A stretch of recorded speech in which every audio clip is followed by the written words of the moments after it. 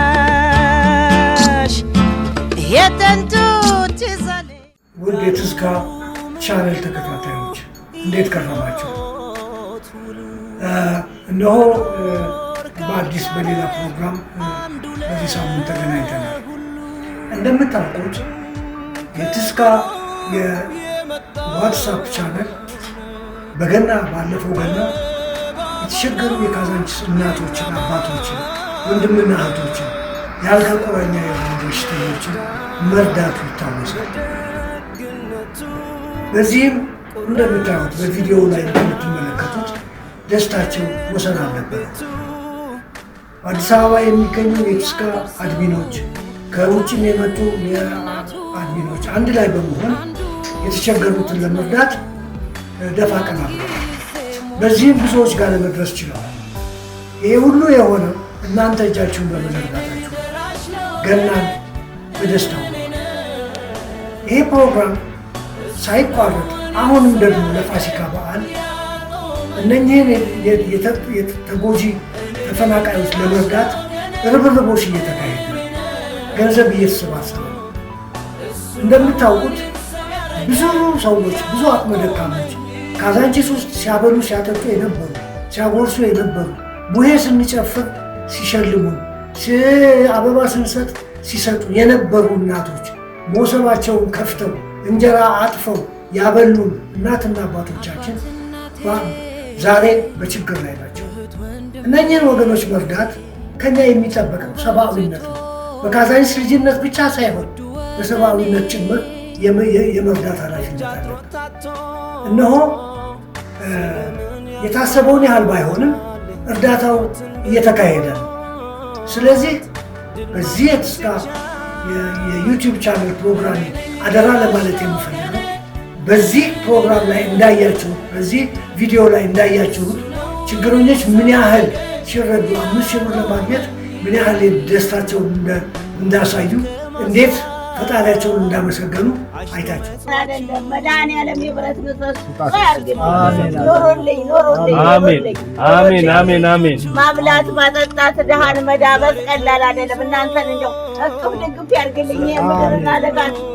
ስለዚህ በረከታቸውን ውሰዱ በመስጠት ከሰጪ ይልቅ ከተቀባይ ይልቅ ሰጪ ብፁዕ ነው ተብሎ ተጽፏል። ስለዚህ አደራ እላችኋለሁ፣ እጃችሁን ዘርጉ። ቀኑ ደርሷል። ቀኑ ከመድረሱ በፊት ተረባረቡ፣ እንድረስላቸው። አመሰግናለሁ።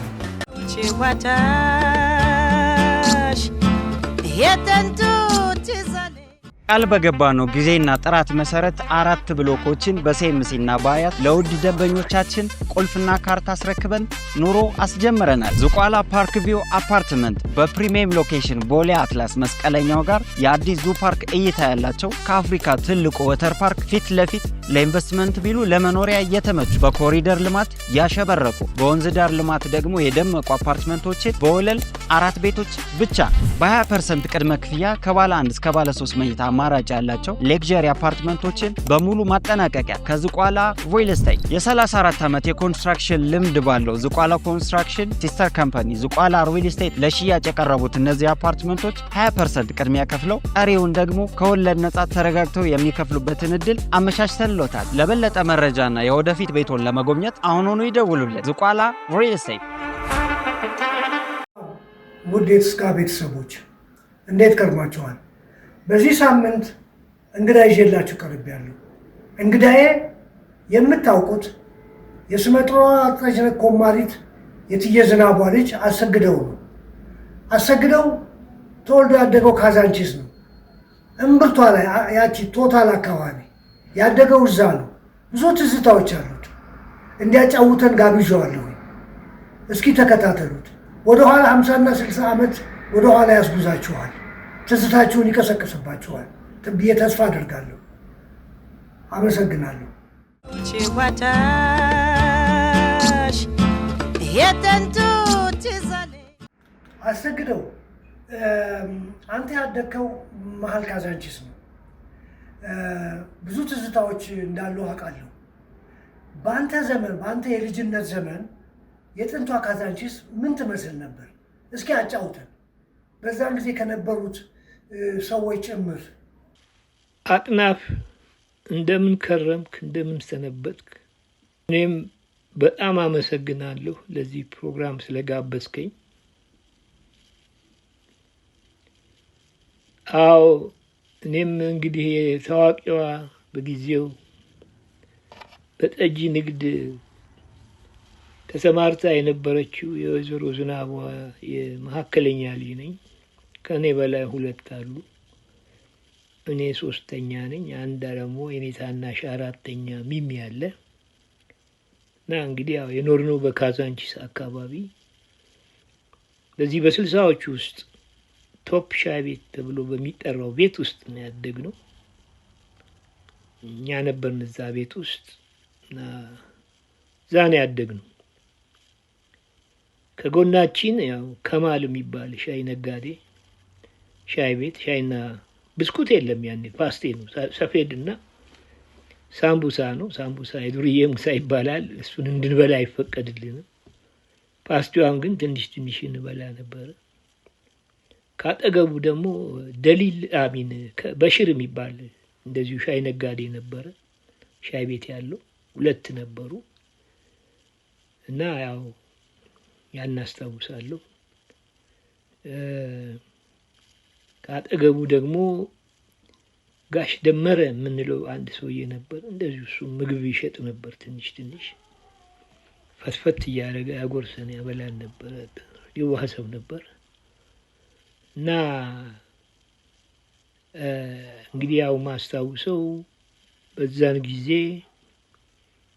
2 አክስቶቼ ሌላ አቅጣጫ እዛው አካባቢ ይኖሩ ነበር። ይኸውም የአቶ ገብረ ማርያም ፕሮፐርቲ ነው።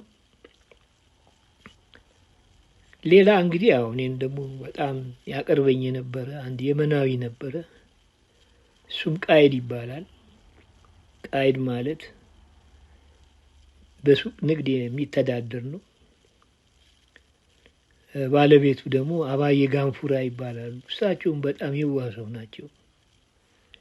ደግሞ እዛም ያሳድጉትም አንድ ልጅ ነበር ከኔ ከፍ ይላል፣ ኢብራሂም ይባላል። የት እንደደረሰ አላውቅም። ያው ልጅ ነኝ። ያው ብዙ ጊዜ በጓሮ በኩል ነው የሚሄደው እነሱ ቤት። ጠዋት ጠዋት ለበን አስለምዶኛል። ለበን ማለት ሻይ በወተት። እዛ እንግዲህ ያው ምግብም ምንም ስለሚሰጡኝ ልጅ ነኝ። ያገኘሁትን እየበላው እዛው እጫወታለሁ። ልጆችም አልነበሩ ድሮ ያው ከወንድሞቼ በስተቀር። ያው ደሊል የሚባለው ልጅ ነው። እዛ ሄዳለሁ፣ እዛ ውላለሁ። ማታ ተሸክመው ቤት ይተውኝ ሄዳሉ። ተኝቼ ትንሽ እየጠነከርኩ ስመጣ ቃይድ ወደ መርካቶ እያያዘኝ ሄድ ነበር እና ስንሄድ ማስታውሰው በኩርኩር ነው የምንሄደው። ኩርኩር ማለት 3 እግር ያላት እንደ ዛሬ ባጃጅ የሚባለው አይነት ናት። እንግዲህ ከኋላ ነው የምንቀመጠው፣ ከፊት ሾፌር ይቀመጣል። መርካቶ ሄደን ኩንታል 50 ኩንታል 50 ኪሎ ቁምጣ ይባላል። እሱ ነው። እሱን ጭነን ላያችን ላይ ነው እቃውን እንዲተሸክመን የምንመጣው። እኛ የምንቀመጠው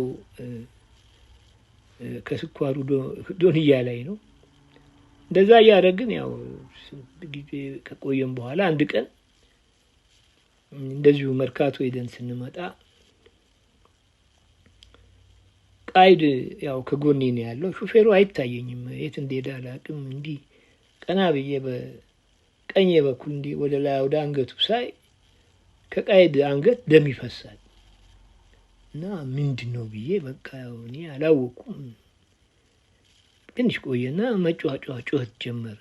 ሲባል ሰማለሁ። እዛ ወዲያው እኔን ከዛ አንስተው ወሰዱኝ። አለቀ። የቃይድ ህይወት በዛው ተደመደመ ማለት ነው። አይቼው አላውቅም። ከዛ በኋላ ያው እኔም እዛ ቤት መሄድ አቆምኩ። ያው አባዬ ትንሽ ጊዜ ቆይተው እዛ ሲሰሩ ቆይተው እሳቸውም ወደ 50 ጨረሻው አካባቢ መሰለኝ ቦታውን ለቀው ወደዛ ወደ ገብርኤል ሄዱ እና ይመጡ ነበር ቤት አልፎ አልፎ ይጠይቁናል። እና ይሄ ሀፕን አድርጓል አስታውሳለሁ። ያን ጊዜ እንግዲህ ያው ታክሲ የለም፣ አውቶቡስ የለም። ካዛንቺስ በሙሉ ኮረኮንቺ ነው፣ ምንም ነገር የለም። የነበረው ጋሪ የጭነት ጋሪ አለ፣ በሁለት ፈረስ የሚጎተት አንድ ደግሞ ያው የትራንስፖርቴሽን ሰዎች የሚጓጓዙበት ጋሪ ነው። እና ከጋሪ ነጂዎቹ መካከል ያው አንዱን አስታውሳለሁ። በጣም ፈረንጅ የሚባል አርመንም ደም ያለው ይመስላል፣ ቀይ ነው። እና ጋሪ በጣም እዛ ሰፈር እዛ አካባቢ ለረጅም ጊዜ ነርቷል። እንደውም ያው ቢዝነስ ሲያገኝ በጋሪው እያሳፈረ ከወዲያ ወዲህ እኛንም ያዟዙረን ነበር ያኔ። ይሄን አስታውሳለሁ። ያው እንግዲህ መደበኛም የእኛም ቤት ጠጅ ቤት ደንበኛ ነው። ሌላ የእኛ ቤት ጠጅ ደንበኛ ደመቀ ወንድሜ ነህ ይባላል። ደመቀ ወንድሜ ነህ የቀኛማች አጋፋሪ የአደራ ልጅ ነው እና ለዛ አደራ ተሰጥቶ በልጅነቱ ከኛ ቤት ጠጅ ለምዶ አያወጣም። በቃ እንደው ሰርቶ መጥቶ ያችን ጠጅ በቃ በዛች ጠጅ ጠጥቶ ነው የሚውለው። አንዳንድ ጊዜ እንደውም ያው ሰው ዞር ሲል ቀስ ብሎ በጀርባው ተኝቶ ከማንቆርቆሪያው ከበርሜሉ ፎርሴት ከፍቶ ጠጅ ሲጠጣ አያቴ ይዤዋለሁ ይሉናል። እኔ እንኳን አላጋጠመኝም፣ እሳቸው ያው በታሪክ ይነግሩን ነበረ። እና ደምቄ እንዲህ አይነት ሰው ነው። ሌላ ያው አንዳንድ ጊዜ ደግሞ ሲመቸው የኔን ታላቅ ወንድምና ያው ከዝናችን ነበረች አንድ አክስታችን እዛው ትኖር ነበር። ያው እሷም በጊዜ ነው ከዛ ለቃ ሄደችው፣ ጸደት ትባላለች። ፈረንጆች አሉ እዛ ቶታሉ ከተሰራበት ጎን እና እዛ ግቢ አለ እና እዛ ይዟቸው ይሄዳል። የኔን ወንድምና ያችን ከዝኔን እዛ ይወስዳቸውና እነዚህን ልጆች ማሳድግበት ገንዘብ ቸገረኝ እያለ ይለምንባቸው ነበር አሉ። ይህንንም በታሪክ ተነግሮኛል። በተረፈ ያው ደምቄ ይሄ ነው። ካሳ ደግሞ ያው ልብስ ሰፊ ነው። እዛ አካባቢ ልብስ ጠቃሚ ነው። ያው ይጠግናል የተቀደደ ልብስ። እዛው እኛው በር ላይ ነው ቁጭ ብሎ የሚሰፋው። እሱም ደግሞ እንደዚሁ ከቃይል ተቀብሎ ያው መኪናው ላይ ቁጭ አድርጎኝ ነው በቃ ልብስ የሚሰፋው። እና እሱም እንደው ከነ ንፍጤ ነበረ በቃ እንደው የሚሸከመኝ። እሱም ደመቀም እንደዚሁ ነው። እና ያው ካሳ ያው ረጅም ጊዜ እዛ ላይ ወደ ሻንቆ ቤት አካባቢ ቦታ ቀይሮ እዛ ይሰራ ነበረ። በ60ዎቹ አጋማሽ መጀመሪያ ላይ ነው እሱም ያለፈው። በቀለ አይቼ ነው። በቀለ አይቼ ደግሞ ሁለት እጁ ያው ትንሽ ቆልመም ያለ ነው። ክፉ ነው ሲማታ፣ ኩርኩም ነው የሚማታው። እንደው ከውስጥ ያልወጣም እስካሁን። እንደውም አንዳንድ ጊዜ ከወንድሞቼ ጋር እንደዚሁ ወንድሜ ጋር አስታውሰን እናወራዋለን እንላለን። እሱም እንደዚሁ ነው። እኔም ያው አንጀት ይገባል። ያው ምቱ አለ እስካሁን ድረስ ምቱ አለ እስካሁን። እና ያው እሱም ህይወቱ አልፏል በዛ ጊዜ። ያው ትዝ የሚለኝ አንዴ እንደውም በዚህ በሆነ ሬዲዮ ሳዳምጥ አይ ቲንክ ሸገር በምን ሳዳምጥ አንዴ ጋብዘውት ነበረ የሆነ ፕሮግራም ላይ እና በቀለ አይቼ ጋር ሰራ ነበረ ብሎ ያው እንትን ሲያብራራ ሰምቻለሁኝ። እንግዲህ በዛን ጊዜ እሱም እዛ ተቀጥሮ ይሰራ ነበር። በቀለ አይቼም ይሄው ነው እንግዲህ። ኩምሳ ብዙ ጊዜ ከፈረሶች ጋር ነው ቁርኝቱ። በእጁ የፈረስ መላጫ ይዞ ነው የሚዞረው። ያው ስራውም እሱ ነው።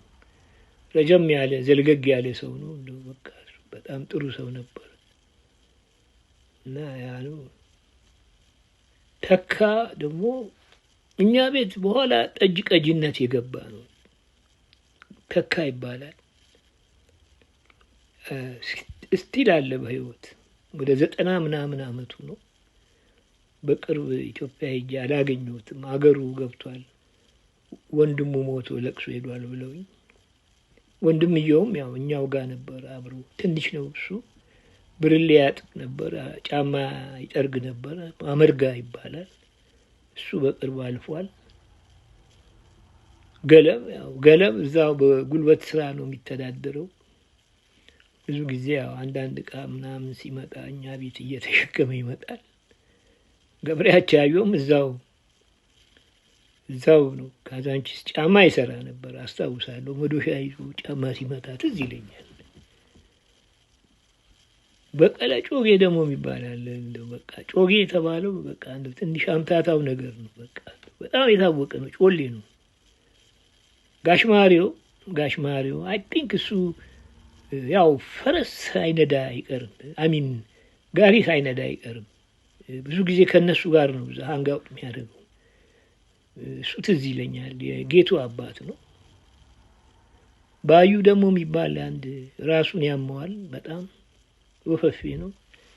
ሌሊት ነው ቤት የሚመጣው። እሱ ነው መጀመሪያ መጥቶ በር ላይ የሚቆመው በር ሳይከፈት። ባዩ እስከ ረጅም ጊዜ ኖሯል። እሱም ያው ሌላው ምትኳ ማረ ነው። ምትኳ ማረ እልፍነሽ ቤት ማለት ጥርሰ በረዶ ቤት ጠጅ በጥባጭ ነው። ቀን እዛ ያው ጠጅ ሲበጠብጥ ይውልና በቃ ከሰዓት ያብዳል። እብድ ነው የሚሆነው። ማበድ ነው። እዛ ካዛንቺስ ሳጣና ይዞ በቃ እንደው ሰውን ቢጠጋው በዛ መጨርገዝ ነው። እንደው ሰው ሁሉ ይፈራው ነበር። እና አንዳንዴ እንደውም በቃ ኳ ነው የሚለው በቃ እንደው የሚጮኸቱ እና የሚገጥመው ግጥም ነበረ። ግብጽ መጥታ የተሸነፈች ጊዜ ግጥም ገጠመ። ቅዳሜም በእርግጫ እሑድም በጥፊ ግብጽ አገርሽ ግቢ አልተገኘም ዋንጫ ምናምን እያለ ይዘፍን ነበር፣ እንትን ይጮህ ነበረ። ሌላ ደግሞ የሚለው አለው ከሰኞ እስከ ሰኞ እስከ እሑድ ያሉትን ቀናቶች ትርጉም ሰጥቷቸዋል። እና ትንሽ አባባሉ ጠያፍ ስለሆነ በዚህ አልለውም፣ በሌላ ቻናል ስንገናኝ እና ትንሽ ነውር ስለሆነ በዚህ እናልፈዋለን። ሰንደቄ ኃይለ ማርያም ደግሞ የሚባል ነበረ። ሰንደቄ ማለት ድራይ ካዛንቺስ አካባቢ መድኃኒት ቆራጭ ነው። እንደችን ዛፏንም ዳማከሴዋንም እንደው ሰው ታመመ ሲባል ለድንገተኛ ፈጥኖ ነው የሚደርሰው። እሱ ትዝ ይለኛል። እሱ በጣም አስታውሳለሁ። ጋሻ ግዶ ባሻ ያው ነጠላቸውን እና ጭራቸውን ይዘው ያው እዛች ካዛንቺስ ነው አይጠፉም። እኛም ቤት ያው ደንበኛ ነበሩ። አሰፋ ኮሬንቲ የሚባሉ ነበሩ። እሳቸው ደግሞ ሰደርያ ኮት ነው የሚለብሱት ሁልጊዜ። እሷን ለብሰው በቃ እዛች ካዛንቺስ አይጠፉ። በላይ ጉትሎ ደግሞ እዛ ዛፍ ቆራጭ ነው። በላይ ጉትሎ እዛች ወስኔ በር ላይ ነው። ዛፍ ሜትር ኩብ ይፈልጣል። ዛፍ ቢዝነስ ሲያገኝ ዛፍ ይቆርጣል። እንደውም የጌታቸው አሰፋ ወንድም ማን ነው?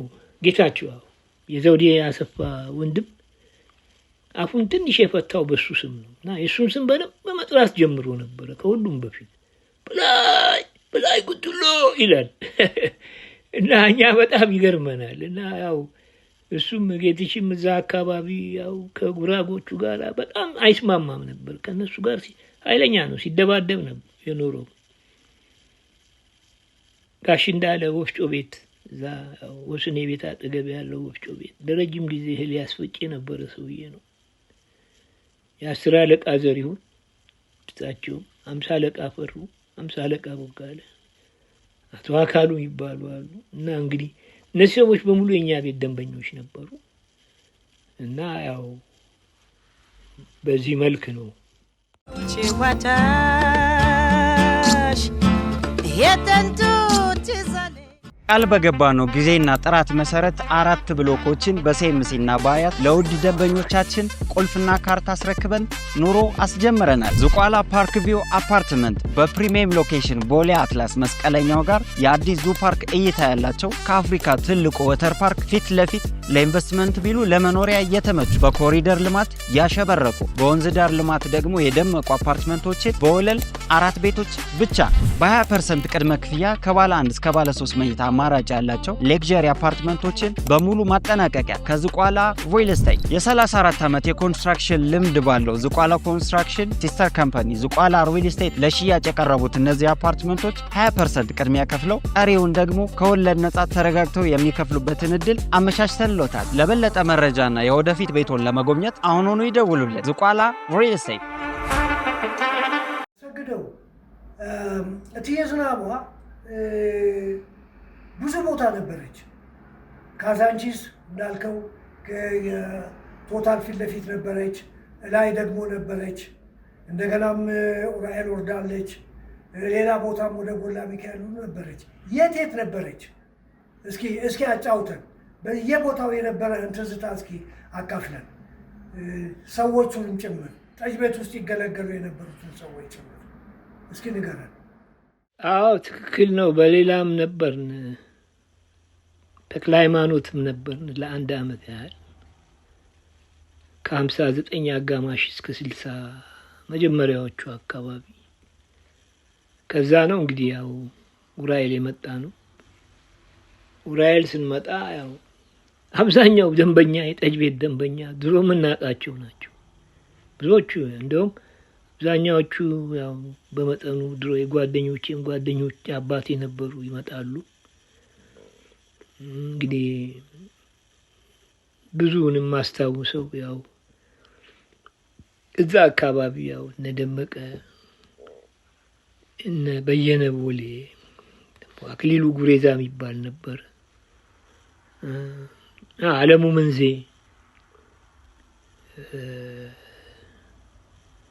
ሌሎች እዛው ደግሞ እንደዚሁ ነጋሽ ዳምጠው ቀለሙ የሚባል ደግሞ እንዲህ ደብተራ ነገር ነው እና እነሱ ነበሩ። ያው ሌሎች ደግሞ ያው እዛ ስጋ ልጓንዳ ቤት አካባቢ የነበሩት እነ ተካልኝ፣ ልብስ ሰፊ ተክሉ፣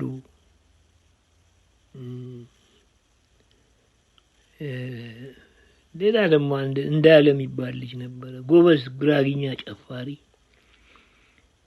እንግዲህ ከትዝታዎቼ በጥቂቱ ማታ እኛ ቤት ኤቭሪዴይ ሞቅ ያለ የጉራግኛ ጭፈራ አለ፣ ሲሪየስ የሆነ እና ልጆቹ ጎበዝ ናቸው። 3ቱ በተለይ ተክሉ በልብስ ሰፊነት ነው የሚተዳደረው፣ አሁንም አለ። እንግዲህ በቅርብ በመጣው ጊዜ አይቼዋለሁኝ። ወጣት ነው ገና፣ ምንም ያረጀም አይመስልም። እሱን አግኝቼዋለሁኝ። ሌላ ያው አብዛኛዎቹ ያው የሉም፣ በብዛት የሉም። ይጨፍራሉ፣ ጉራግኛ ይጨፍራል ማታ። በቃ ቤቱ አይበቃቸውም። እኛም በቃ ማታ ከቤት ወጥተን ከክፍላችን እነሱን ቁጭ ብለን እናያለን። ሌላ አንድ ትዝ የሚለኝ ያው ቀለሙ የሚባል አንድ ደብተራ ነበረ እና ደግሞ አንድ ዳቆን ነበረ ዲበኩሉ የሚባል። ያን ጊዜ እዛ ቤት ውስጥ ሁለቱም ተፎካከሩ። በጉንጭህ ውስጥ በመርፌ አድርገህ አታወጣም አንተ ተፎካከሩ። እኔ እዛው ቆሜያለሁ፣ እችላለሁ አትችልም አሳይ ተባለ። አሁን ያ ዲበኩሉ ረዘም ያለ ነው፣ እሱ እንደው በርፊዋን ምናምን አደረገ። እንግዲህ እንጂ ነው ምን በጉንጩ ከተትና ክሯን ላጥ አድርጎ አወጣን። ካሳብ አለኝ። እኔን እንደው ሳብኩኝ። ስስብ ክሩ በዚህ በጉንጩ ነው የሚወጣው፣ አይደማ ምን የለም። በኋላ ቀለሙ ጠጥቷል። ቀለሙ እሱም ትንሽ ያው አንደበቱም ትንሽ የተዘጋ ነው። ያቺን እንደዛ አድርጎ አወጣለሁ ሲል መርፌው መሀል ገብቶ እንዴት ይውጣ? ይሄ ጉንጩ እንደው አንዴ እንደዚያ ደም በደም ሆነ፣ አበጠ። ከዛ በኋላ በስንት መከራ እንትን ተግሞጥምጦ ምን ብሎ ያው ሽልክ ብሎ ወደ ቤት ሄደ። ያው አይ ቲንክ በእንትን ነው በመጠጥ ነው የተወራረዱት። እሱን አስታውሳለሁ። እኛ ጠጅ ቤት ያው ደግሞ ያው አቻሜ የምትባል ከካዛንቺስ የምትመጣ ነበረች። ትንሽ ወፈፌ ናት። እሷም ወፈፍ ያደርጋታል። ትመጣለች። በቃ መገለባበጥ ነው። እንደውም ሰውነቷን ርቃኗን ታሪክ ታሳያለች እዛ እና ያው ወፈፌን አድሮ እዛ አስፋወሰንም ስንማር ያው ትርኢት ታሳይ ነበር ለተማሪዎች። በድንጋይ ታባርረን ነበር። እሷ ትዝ ትለኛለች። በጣም ኳይት የሆነ ደግሞ አንድ አክሊሉ ጉሬዛ የሚባል አለ። እሱ ከደምቄ ጋራ ትንሽ የቧንቧ ስራ ይሞክራሉ። መኮንን ኮንዳ ደግሞ የሚባል ወጣት ነበረ በፊት ጊዜ። ያው ከኛ ብዙ በእድሜ እንትን አይልም እና በጣም ዘናጭ የሆነ ልጅ ነበረ። እንግዲህ ምን እንደነካው አላውቅም። ያው መጨረሻ እዛው ቤተክርስቲያን ጥግ መጥቶ ወደቀ። በእርግጥ ያው ዳዊት ይዞ መጸለይ እንጂ ልመና እንኳን ብዙ እንትን አያደርግም። ሌሎች ደግሞ ሁለት ጓደኛማቾች ወንድማማቾች ነበሩ። ደምሴ መኮንን እና ጌታቸው መኮንን ይባላሉ። ጌታቸው አስተማሪ ነው፣ ትምህርት ቤት የራሱ ነበሩ አሉ። እንደዚህ ሰብስቦ ልክ እንደዚህ እንደ አጼ ቴዎድሮስ አይነት ነገር ነበር መሰለኝ። እሱን አላውቅም፣ ግን ወሬ ነው የሰማሁት። ደምሴ ደግሞ ኤርፎርስ ነው፣ ኤርፎርስ ሰው ነበረ እና ወታደር ነበር። በቃ መተው በቃ እዛው ራይል ወደቁ። ያው ጠዋት የሚውሉት እኛ ቤት ነው። ጠዋት በቃ ጠዋት ነው መጥተው የሚጠጡት ሁለቱም። በቃ እዛው ራይል አካባቢ የሚያደርጉት እነሱ ትዝ ይሉኛል። ሌላ አለሙ መንዜ ነው። ያው እሱም እዛው እኛው ቤት ነው ብዙ ጊዜ ያለችውን ሸቅሎ መጥቶ ያው ጉልበት ስራ ነው የሚሰራው። በተረፈ በየነ ቦሌ ነው። በየነ ቦሌ ደግሞ በጣም አደገኛ ሰው ነው። በየነ ነጎ ሲሉት እንደሚመልሰው ብልግና አለው። በየነ ቦሌ ሲሉት እንደዛ አይነት መልስ ይመልሳል። በየነ ወላሞ ስንለው ባክህ አማርኛው እኛ ጋር ነው ይላል እና በጣም ኮሚክ ሰው ነው እና በዩ አደገኛ ነው። እንደዚህ አንዳንድ ጊዜ እዛ ቤተክርስቲያን አጠገብ ለቅሶ ሲኖር እዛ ማርገጃ የሚሏት አንድ ዛፍ አለች። እሷ ስር ዋይ ሲሉ እሱ በቃ እንደው ይቀልዳል፣ ያሾፋል እንዲህ እያለ እስከ አፍንጫው ጠጥቶ በቃ ካጋጠመው በጣም ያሾፋል፣ ቀልዳል በሰዎቹ ደረስ በሚመቱት። እዚህ ተሰብስበሽ ደረስ ትመቻለሽ፣ ዋይ ትያለሽ፣ ነገ አንቺም ትገቢያለሽ ይላል እና በጣም ፈኒ የሆነ ሰው ነው። እና አንድ ጊዜ እንደውም አባባ ፈሩ ምንላቸው ነበሩ። ምስኪን ናቸው። እኔ ድሮ ነው ማውቃቸው ካዛንቺስ እኛ ቤት እና ከፖርታቸውን ለብሰው ነው ሁልጊዜ እዛች ቤተክርስቲያኗ ፊት ለፊት አስፋልቷ መሀል እንዲህ ይቆማል። ሊስትሮዎች ምናምን አሉ እና እዛ ጋ አገኛቸው። ለምን እንደሆነ አላውቅም። እና ሞቅ ብሎት ይሄንን የስጋ ቤት ቢላ አስሎ መጥቶ ነው መሰለኝ። ብዙ ጊዜ ቢላ አስሎ እንደዚህ ይመጣል እና ያን ጊዜ ሰው ቢላ ከያዘ ይሸሸዋል። እና እኚህን ሰውዬ አገኛቸው አጋጣሚ እና በቃ ቢላ ወስዶ ሆዳቸው ላይ ቀረቀረው። ያው እዛው ነው ደማቸው ደመ ከልቦ ነው የቀሩት። ከዛ በዛ ታሰረ። 3 ዓመት ነው መሰለኝ ተፈረደበት። ትንሽ ቆይቶ ወጣ። አልቆየም ብዙ፣ ወዲያው ወጣ። እሱ ያው ነው ምንም አያርመውም፣ አይማርም። ጠዋት ሳይጠጣ ሲቀር በጣም ሰላማዊ ሰው ነው። በቃ ይበርዘዋል እንዲች ብሎ።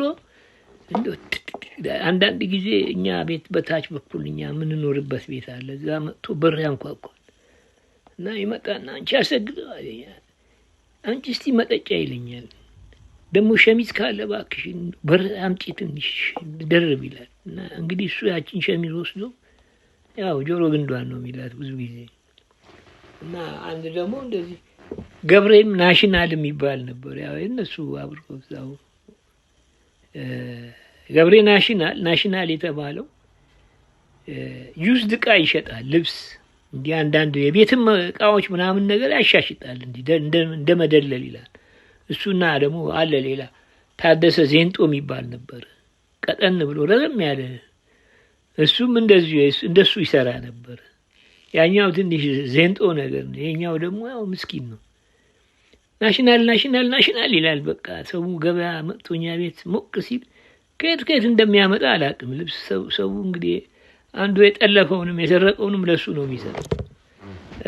እዛ ሰፈር ያሉ ወረበሎችም ዕቃ ምናምን ከቤታቸው አውጥተው መሸጥ ሲፈልጉ ለሱ ነው የሚሰጡት። እና ገብሬ ናሽናል ያችን በመስራት ይታወቃል። አለሙ መንዜ የጉልበት ስራ ነው የሚሰራ፣ ያው ሸክም እንደዚህ፣ እሱም እዛው ከኛ ቤት አይጠፋም። ደምቄም ያው እዛውኛው ቤት ነው የሚውለው። ምንም ሌላ የተለየ ነገር አይሰራም። ያው ቧንቧውን ነው ይሰራል። ቧንቧውን ጎበዝ ነው እና እንደሱ ነው።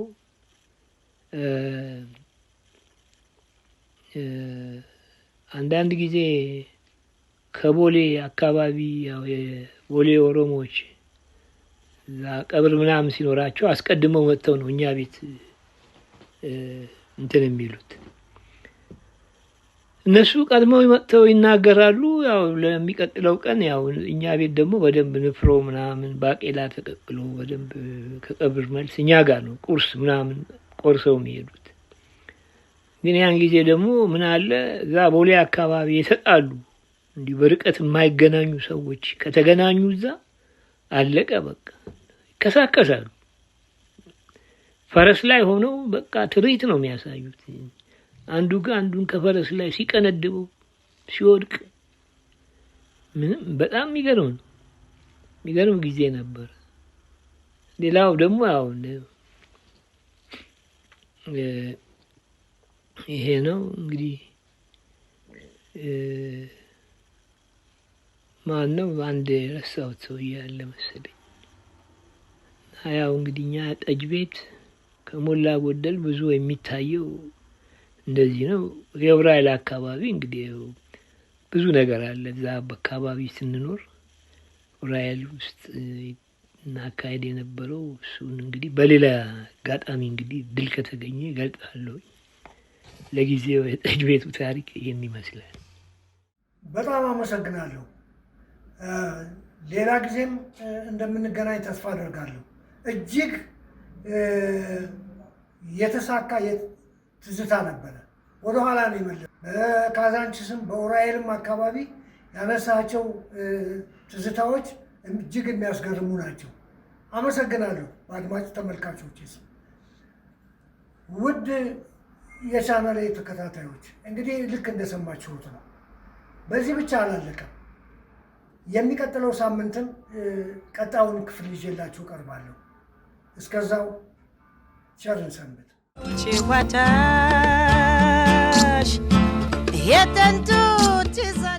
ውድ የትዝካ ቻናል ተከታታዮች እንዴት ከረማችሁ?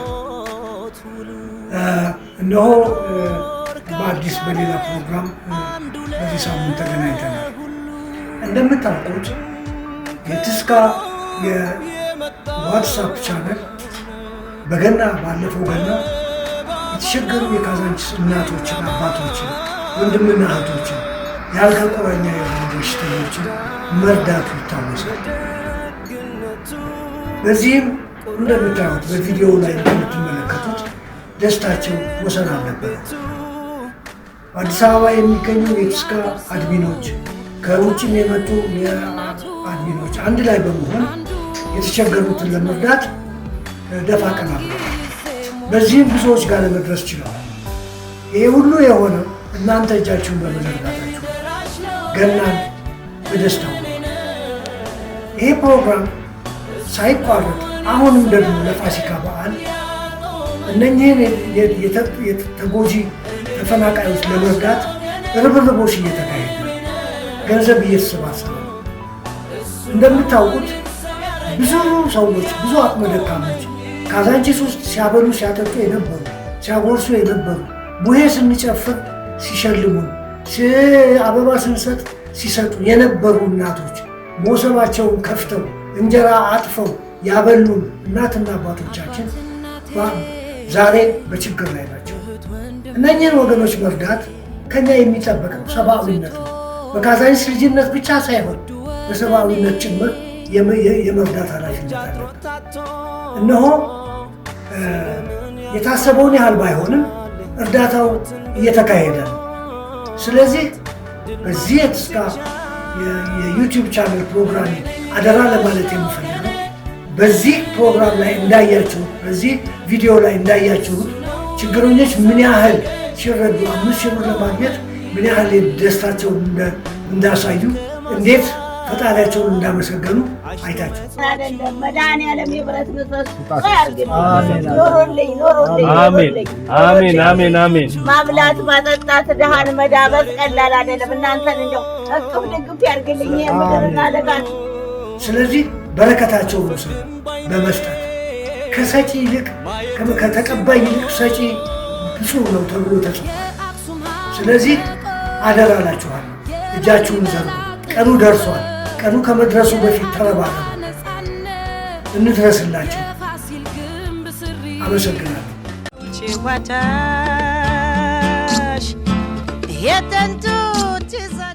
ቃል በገባነው ጊዜና ጥራት መሰረት 4 ብሎኮችን በሴምሲና በአያት ለውድ ደንበኞቻችን ቁልፍና ካርታ አስረክበን ኑሮ አስጀምረናል። ዝቋላ ፓርክ ቪው አፓርትመንት በፕሪሚየም ሎኬሽን ቦሌ አትላስ መስቀለኛው ጋር የአዲስ ዙ ፓርክ እይታ ያላቸው ከአፍሪካ ትልቁ ወተር ፓርክ ፊት ለፊት ለኢንቨስትመንት ቢሉ ለመኖሪያ እየተመቹ በኮሪደር ልማት ያሸበረቁ በወንዝ ዳር ልማት ደግሞ የደመቁ አፓርትመንቶችን በወለል 4 ቤቶች ብቻ በ20% ቅድመ ክፍያ ከባለ 1 እስከ ባለ 3 መኝታ አማራጭ ያላቸው ሌክዠሪ አፓርትመንቶችን በሙሉ ማጠናቀቂያ ከዝቋላ ሪል ስቴት የ34 ዓመት የኮንስትራክሽን ልምድ ባለው ዝቋላ ኮንስትራክሽን ሲስተር ካምፓኒ ዝቋላ ሪል ስቴት ለሽያጭ የቀረቡት እነዚህ አፓርትመንቶች 20% ቅድሚያ ከፍለው ቀሪውን ደግሞ ከወለድ ነጻ ተረጋግተው የሚከፍሉበትን እድል አመቻችተንሎታል። ለበለጠ መረጃና የወደፊት ቤቶን ለመጎብኘት አሁኑኑ ይደውሉልን። ዝቋላ ሪል ስቴት